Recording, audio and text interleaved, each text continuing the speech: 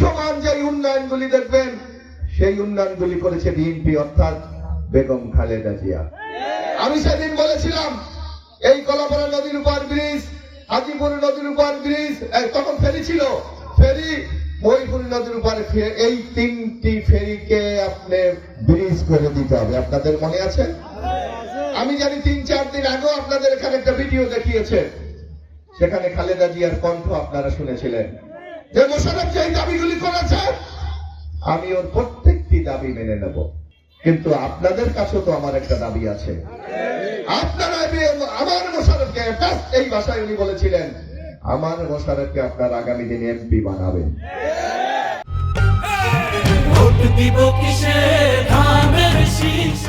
আজকে খালেদা জিয়া কি আমাদের মাঝে আছে? আল্লাহ তাআলা তাকে নিয়ে গেছেন। খালেদা জিয়ার জানাজায় বিশ্বের ইতিহাসে এই রকম জানাজা কোন মুসলমানের হয় নাই।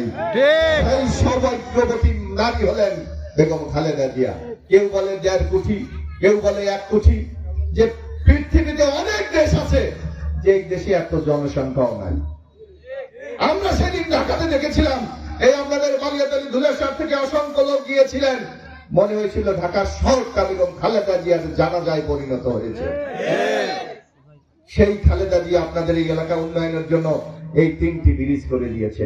কলাপাড়া একটা হাসপাতাল ছিল, আমি বলেছিলাম ম্যাডাম এই হাসপাতাল থেকে 30 থেকে আপনাকে 100 শয্যা করে দিতে হবে। খালেদা জিয়া সেটাকে 50 শয্যায় উত্তীর্ণ করে দিয়েছে। কলাপাড়া দেখবেন আগুন লাগে, আপনাদের এই যে দোকান বাড়ি ঘরে আগুন লাগে, নেভানোর জন্য কোনো ফায়ার সার্ভিস স্টেশন ছিল না, Begum Khaleda Zia fire service station করে দিয়েছে। কলাপাড়া রাডার নষ্ট হয়ে গেছিল, আগের বিল্ডিং 200 কোটি টাকা ব্যয় বেগম খালেদা জিয়া কলাপাড়ার রাডার স্টেশন করে দিয়েছে। আপনি বাংলাদেশে যেথায় যান, কোথাও কোন উপজেলায় 2টি হাসপাতাল আছে, এই রেকর্ড কোথাও নাই। একমাত্র কলাপাড়াতে 2টি হাসপাতাল আছে, একটা কলাপাড়া আর একটা কুয়াকাটা 20 শয্যার, তুলাতলীতে 20 শয্যার হাসপাতাল। এইটা করে দিয়েছে বেগম খালেদা জিয়া। আমি সেদিন দাবি করেছিলাম বাংলাদেশে বড় দল কয়টা ছিল?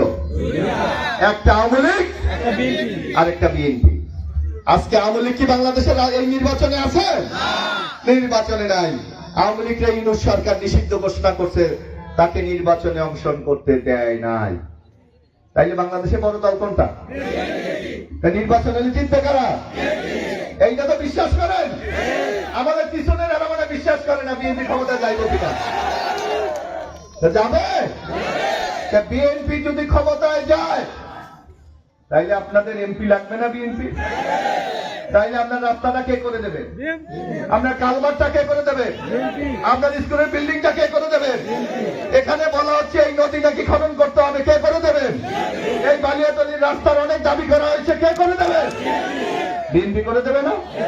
কিন্তু আবারও বাধা হয়ে দাঁড়িয়েছে সেই লোক।